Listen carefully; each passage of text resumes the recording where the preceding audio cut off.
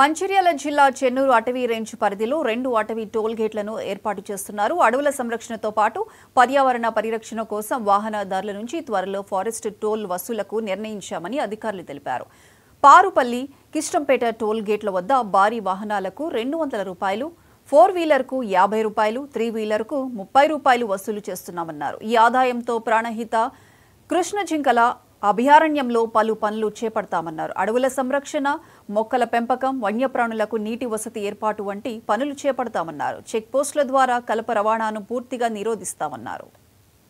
Check పోస్టుల ద్వారా majority of the environmental cess ఏదైతే ఉంటుందో అది హెవీ వెహికల్స్ ఏదైతే passing through NH63 heavy vehicles నుండి మాత్రమే కలెక్ట్ చేయబడుతుంది.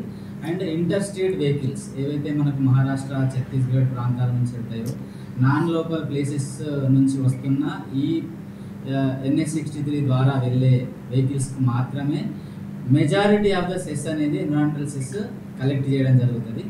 లోకల్ పీపుల్ అంటే చెన్నూరు ప్రాంత ప్రజలు ఎవరైతే ఉంటారో వాళ్ళకు ఎటువంటి ముఖ్యంగా ఆటోలు కానీ లేకపోతే ట్రాన్స్పోర్ట్ సంబంధించిన కార్స్ కానీ తర్వాత బైక్స్ కానీ చెన్నూరు ప్రాంత ప్రజలకు సంబంధించింది ఎటువంటి ఎన్విరాన్మెంటల్ సెస్ కలెక్ట్ చేయడం జరగదు.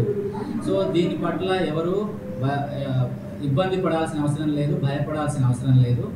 లోకల్ ప్రజలకు ఈ ఎన్విరాన్మెంటల్ సెస్ సంబంధించిన ఎగ్జెంప్షన్ అనేది ఇవ్వడం జరిగింది.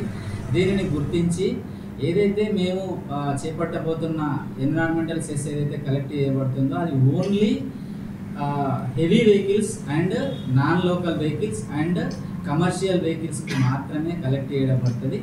దీన్ని గుర్తించి ఎవరు కూడా భయపడాల్సిన అవసరం లేదు, ఇబ్బంది పడాల్సిన అవసరం లేదు. మా నుంచి ఎటువంటి ఇబ్బంది అనేది మీకు ఉండదు. మీరు లోకల్ పీపుల్ సంబంధించిన ఏదైతే మేము ఐడెంటిఫై చేయడం జరుగుతుంది దానికి సంబంధించింది కొంత అవేర్నెస్ కూడా కొంతకాలం క్రియేట్ చేయబడుతుంది.